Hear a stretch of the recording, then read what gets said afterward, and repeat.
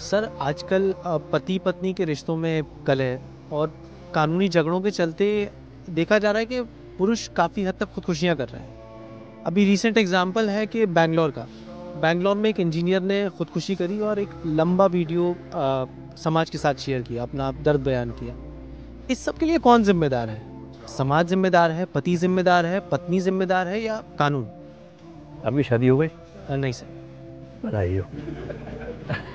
तो ये नौबत आपके सामने नहीं है फिलहाल, लेकिन आप शादी शायद इसलिए डिले कर रहे हैं कि ऐसी हालत ना हो जाए। नहीं नहीं सर। ऐसी घबराहट तो नहीं है? नहीं सर। इतना डरने की क्या ज़रूरत है। ये बात सही है कि हमारे समाज में शादी के बाद महिला की हत्या होना एक सामान्य बात रही है। मतलब पुरुष की हत्या होने की तुलना में महिला की, ऐसा सामान्य नहीं है लेकिन उससे तुलना में कैसे सामान्य रही है। इसे यूं समझें कि आप तो भी कम उम्र के हैं, लेकिन जब आप 5-7 साल के रहे होंगे उस समय हम जब 10-15-20 साल के थे, अक्सर सुनते थे कि घर में स्टोव फट गया और बहू की मौत हो गई। स्टोव होता था उस समय, आजकल तो एलपीजी से होता है ना, उस समय स्टोव था, मिट्टी का तेल उसमें उसको फूंकना पड़ता था, उस पर आग जलती थी, उस पर रोटियाँ सब्जी बनती थी। स्टोव फटने की खबरें रोज़ हम अखबार में पढ़ते थे और हमेशा बहू ही मरी, पति कभी नहीं मरा, सास भी नहीं मरी कभी, ससुर भी नहीं मरा कभी, केवल पत्नी मरती थी।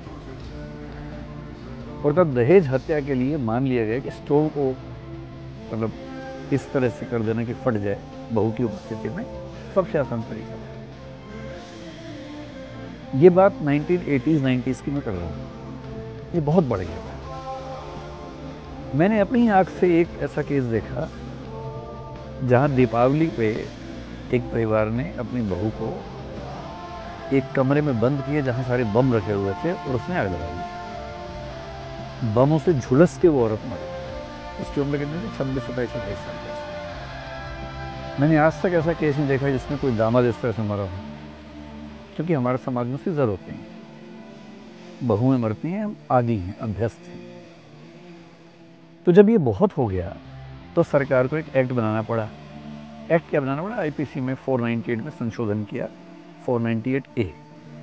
498A में लिखा गया कि दहेज के मामले में अगर कोई दिक्कत होगी और अगर पत्नी ने आरोप लगाया है, पति या उसके परिवार पर जिस पे आरोप लगाया उनकी मतलब नॉन अवेलेबल है, अरेस्ट होगा इत्यादि कुछ कंडीशन।